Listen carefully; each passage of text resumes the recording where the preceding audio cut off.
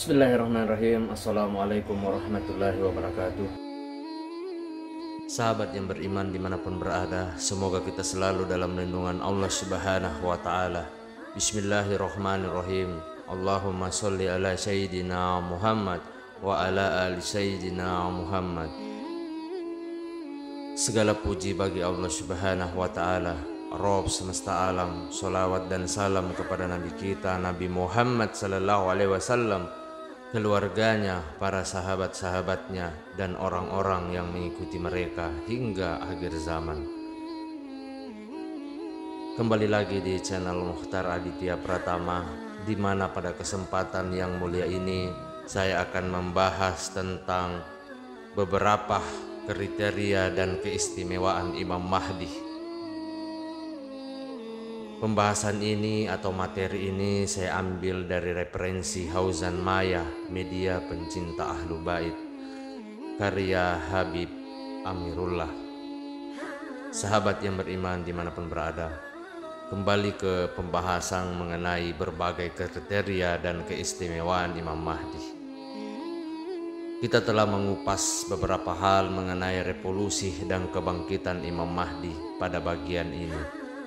Kemudian pada bagian ini kita akan membahas karakteristik jasmani dan rohani beliau berdasarkan penjelasan berbagai riwayat. Yang pertama mengenai karakteristik jasmani. 1.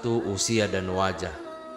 Imran putra Hazin berkata, aku pernah bertanya kepada Rasulullah SAW, jelaskan kepadaku seperti apa Al-Mahdi dan bagaimana karakteristiknya.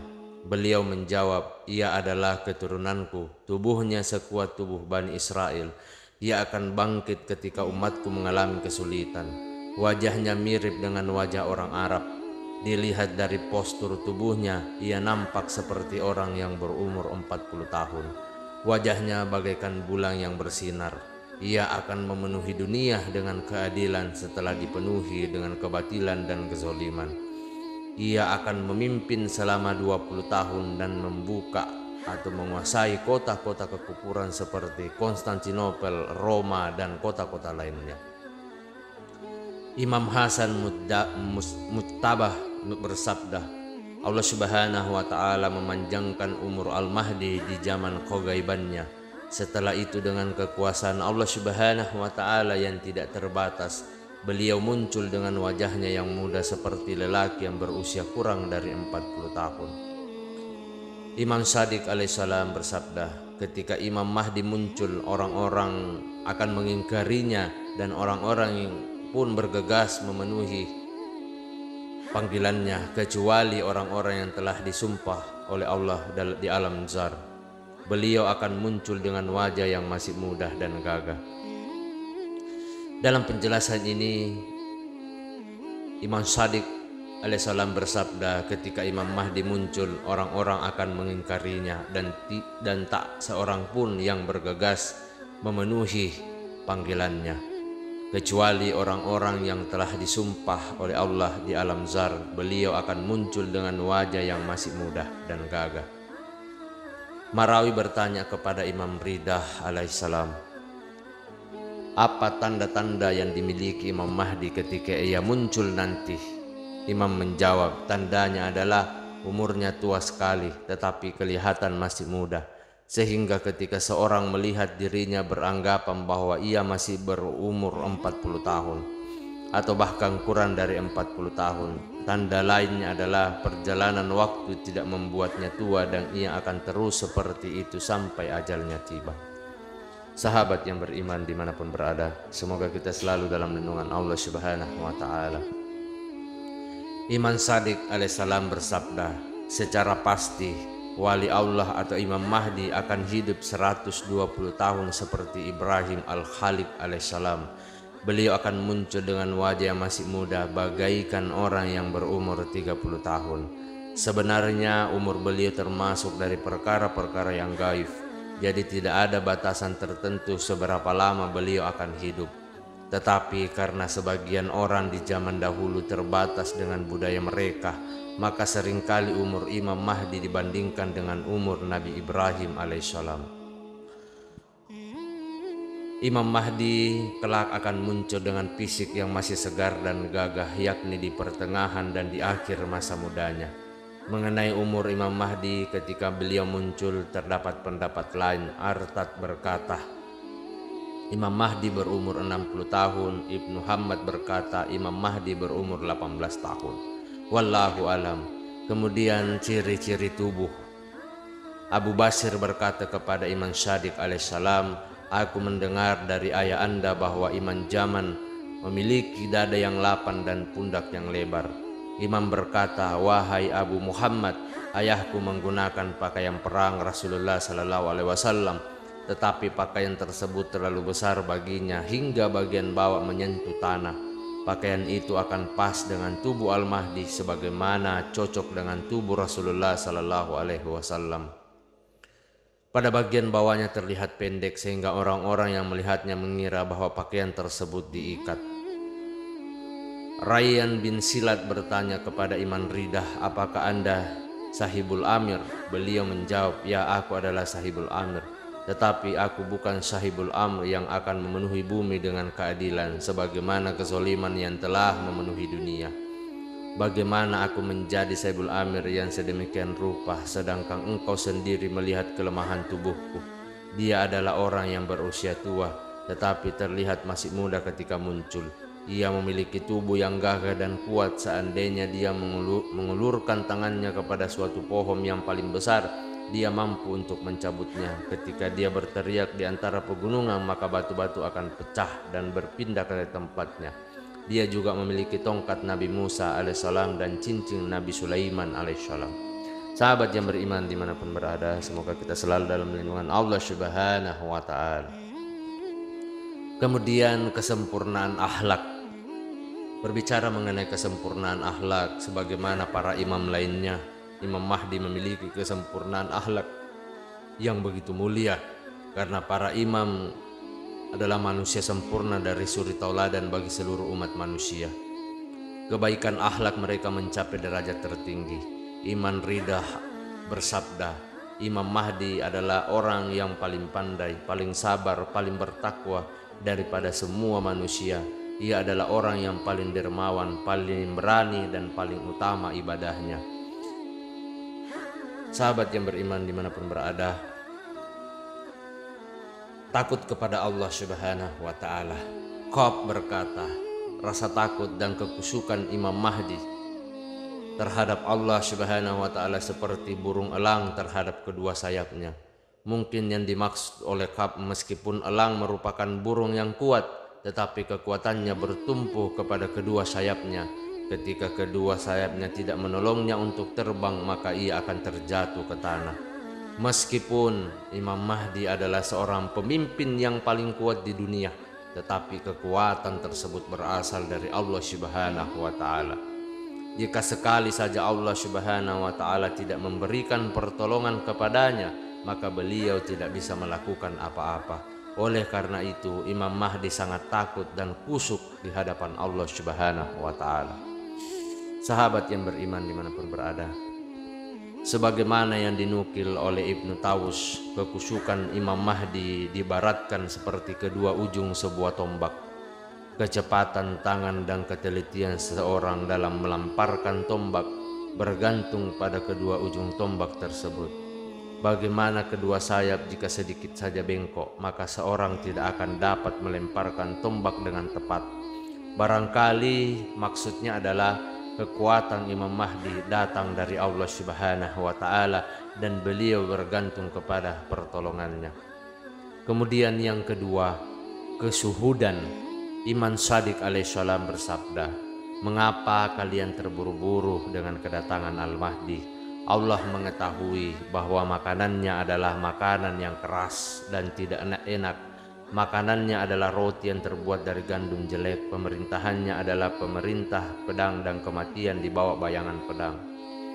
Utsman bin Hammad berkata, aku pernah hadir pada acara majelis Imam Shadiq alaihissalam. Pada suatu saat datang seorang dan berkata kepada Imam Ali alaihissalam mengenakan pakaian kasar yang harganya hanya 4 dirham, tetapi engkau mengenakan pakaian mahal harganya. Imam menjawab, Imam Ali alaihissalam menggunakan pakaian seperti itu pada suatu zaman di mana tidak ada yang mencaci orang yang untuk berpakaian demikian. Sebaik-baiknya pakaian suatu zaman adalah pakaian dipakai orang-orang di zaman dulu. Ketika Imam Mahdi muncul, ia akan mengenakan pakaian seperti milik Imam Ali alaihissalam dan ia akan meniru beliau dengan kekuasaannya. Wallahu alam. Sahabat yang beriman dimanapun berada. Kemudian pakaian. Terdapat beberapa riwayat yang menerangkan pakaian khusus yang akan dikenangkan oleh Imam Mahdi ketika ia muncul. Terkadang disebutkan bahwa ia akan memakai pakaian Rasulullah Sallallahu Alaihi Wasallam. Terkadang juga dikatakan bahwa beliau akan mengenakan pakaian Nabi Yusuf alaihissalam. Wallahu alam. Ya'qub bin Shuaib menuturkan, Imam Shadiq alaihissalam bersabda, apakah kalian ingin aku beritahu mengenai pakaian apa yang kelak akan dikenakan oleh Imam Mahdi ketika muncul nanti? Ia berkata, ya, aku ingin tahu hal itu. Imam meminta sebuah kotak lalu membukanya.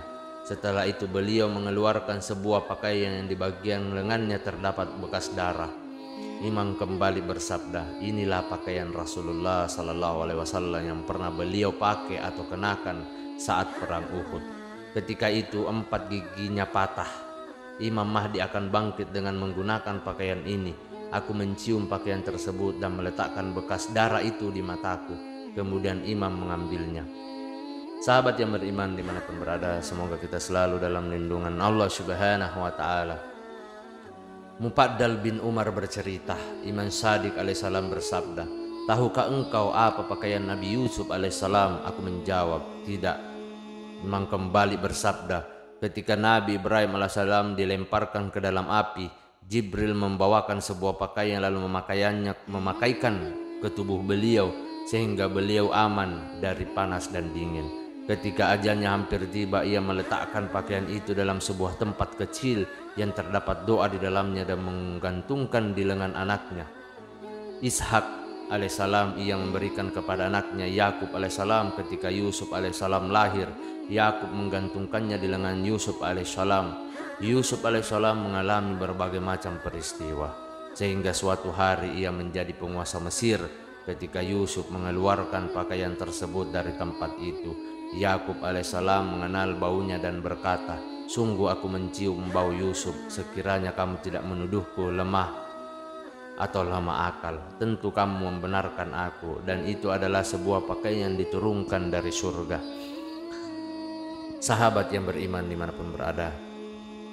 Kemudian Mufaddal kembali bertanya, semoga aku menjadi tebusanmu. Pakaian itu berada di tangan siapakah? Beliau menjawab, berada di tangan pemiliknya. Pakaian itu ada di tangan Al-Mahdi ketika ia muncul nanti. Imam kemudian melanjutkan perkataannya, setiap nabi yang meninggalkan suatu warisan berupa pengetahuan atau selainnya, maka sesungguhnya semua itu sampai di tangan Rasulullah Sallallahu Alaihi Wasallam. Sahabat yang beriman dimanapun berada. Kemudian mengenai senjata, Rasulullah Sallallahu Alaihi Wasallam bersabda kepada Imam Ali alaihissalam, ketika qaim kami atau Imam Mahdi muncul dan masa pemerintahannya berlangsung, ia memegang sebuah pedang. Kemudian dia diseru, wahai wali Allah, berjuanglah dan bunuh musuh-musuhmu. Imam Shadiq bersabda, ketika Imam Mahdi muncul, ia akan mengenakan pakaian Rasulullah Sallallahu Alaihi Wasallam yang pernah dipakai oleh beliau di saat perang Uhud. Ia juga akan memakai sorban beliau. Ia juga memegang pedang Zulfikar milik Rasulullah Sallallahu Alaihi Wasallam dan selalu menghunuskannya selama 8 bulan untuk membunuh orang-orang tak beragama. Sahabat yang beriman dimanapun berada. Berbicara mengenai memahami wajah, salah satu kekhususan yang dimiliki oleh Imam Mahdi adalah beliau mampu memahami batin semua orang hanya dengan melihat wajahnya. Ia mampu membedakan orang yang baik dan yang tidak baik. Dengan pengetahuan tersebut, beliau mengetahui pelaku kezaliman dan kerusakan kemudian menumpasnya. Inilah keistimewaan Imam Mahdi yang akan datang dan akan muncul nantinya. Wallahu alam. Sahabat yang beriman dimanapun berada.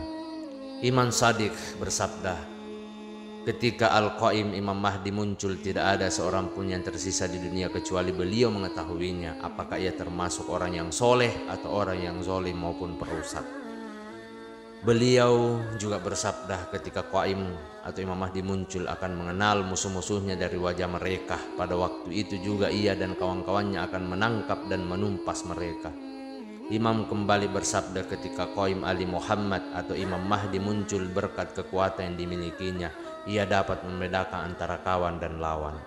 Sahabat yang beriman dimanapun berada, semoga kita selalu dalam lindungan Allah Subhanahu wa Ta'ala. Kemudian keramat Imam Mahdi pada akhir zaman. Semua orang menanti berdirinya suatu pemerintahan yang adil dan melayani rakyat. Tetapi tak jarang mereka merasa pesimis terhadap berdirinya suatu pemerintahan demikian. Mereka tidak lagi bersedia mendengarkan ucapan berbagai kelompok dan partai. Mereka juga tak yakin ada seseorang yang mampu mengembalikan kondisi dunia menjadi teratur seperti sedia kala. Oleh karena itu, setiap yang mengaku bahwa dirinya akan merubah dunia dan mengembalikan keteraturannya harus memiliki kekuatan luar biasa yang tidak dimiliki oleh manusia biasa. Demi membuktikan hal ini diperlukan keramat maupun mukjizat. Maka ketika Imam Mahdi muncul, ia melakukan beberapa perbuatan luar biasa yang menunjukkan keramatnya. Ia dapat memerintahkan burung yang sedang terbang di langit untuk turun ke tanah dan hingga di tangan beliau.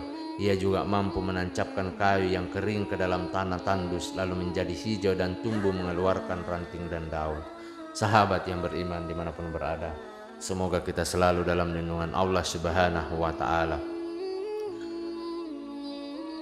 Berbagai keistimewaan tersebut membuktikan kepada umat manusia bahwa dengan izin Allah Subhanahu wa Ta'ala, sekali lagi atas izin Allah Subhanahu wa Ta'ala, langit dan bumi tunduk di hadapannya. Keramatnya ini menjadi berita gembira bagi kaum yang tertindas yang berada di bawah berbagai tekanan dan kezaliman selama bertahun-tahun bahkan berabad-abad.